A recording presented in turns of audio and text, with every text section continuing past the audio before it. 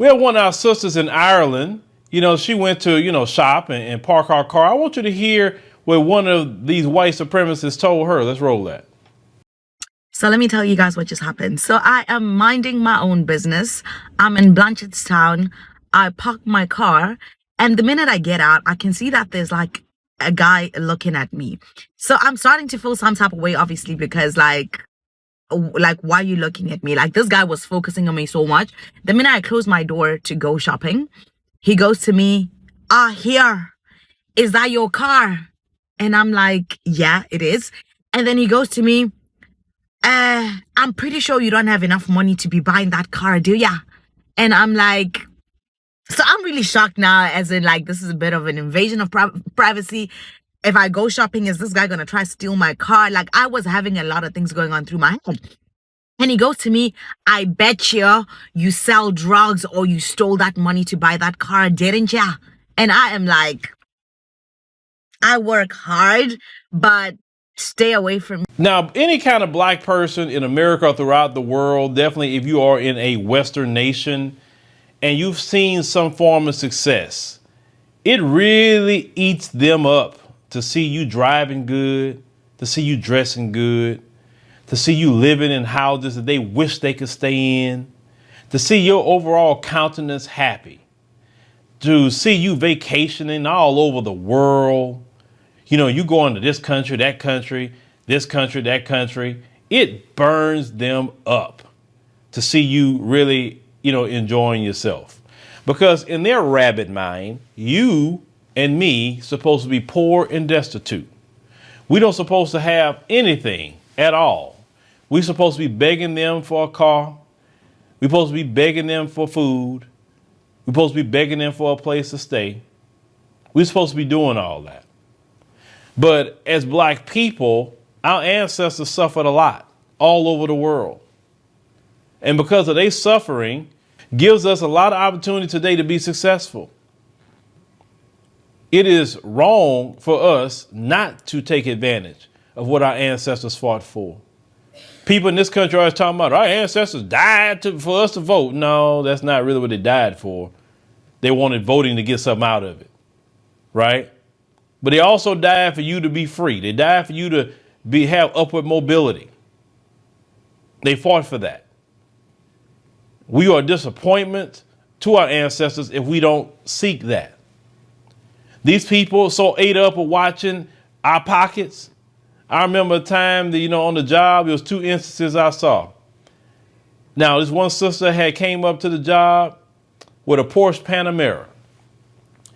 And the sister pulled up. You should have seen how they was coming out. Just looking at her car, asking her, where she get the car from? Oh, is her boyfriend a rapper? All kind of questions to her about the car. Now, black folks saw the car, say, oh, okay, she pulled up with a Porsche. All right, check it out. That's it. And that's the end of it. But none of them had a Porsche.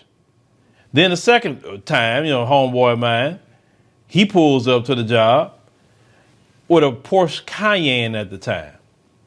And do you know the terminal manager himself looked at the car and said, man, that car expensive. We must be paying you too much. I looked at him. I looked back and say, boy, these people are ate up with jealousy for black people. If you want to go get a Porsche Cayenne, go get it. They got Porsche dealerships all over Houston. That's what you want. But they don't like to see a black man or a black woman have anything. This is why black people, the thing that if you want to sting them, to tell them about themselves when they try to come at you like that. They want to insult you like this dude insulted his sister. I said, no, I ain't got to deal no drugs. I said, I get my money right.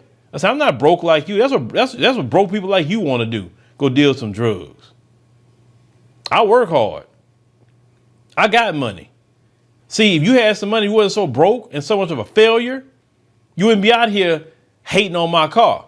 Because people with money don't hate on nobody else's car because they got their own car. They don't care about that. Well, what's a car to them? They got it.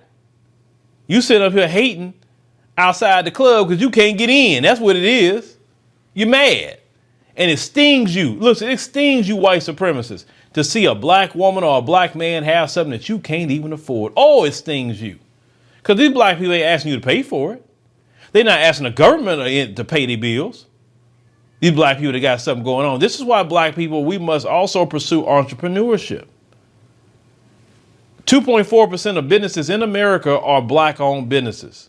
That makes $206 billion annually. What if we got that number up to 10%, 15%? We'll be well over $1 trillion coming to black-owned businesses. That's what we need. We need entrepreneurship in our community. Economic empowerment, like Dr. Claude Anderson told us that we need. I'm all for reparations, and we need reparations. But if reparations was paid tomorrow, that still wouldn't change our economic condition. There's some of us that would do great having reparations, and it'd be added capital, to maybe some things that we're already doing. Some, probably would just blow it off. And that's their business to do if they get paid reparations, right?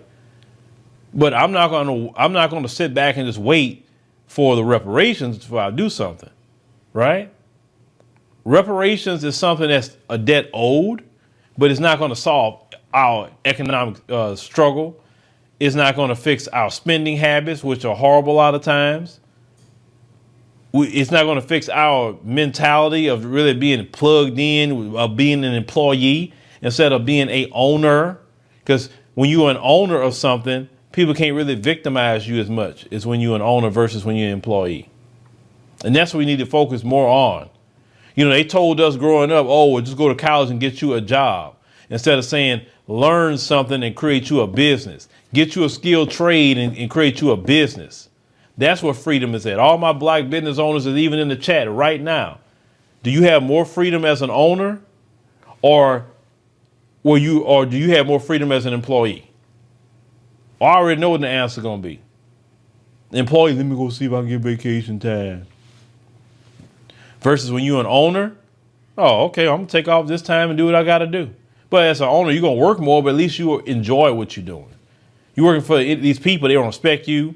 You see, people like that broke dude over there in Ireland get in on the job and get above you in 6 months. You've been there 6 years.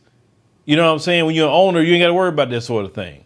So keep being successful, black people, all over the world. Keep being successful and let them hate on you, because I love it. I love to see them hating. But let me know what y'all think, in the comment section, definitely about, our sister here. Let us know in the comments what has been your experience with them hating on you when you buy something.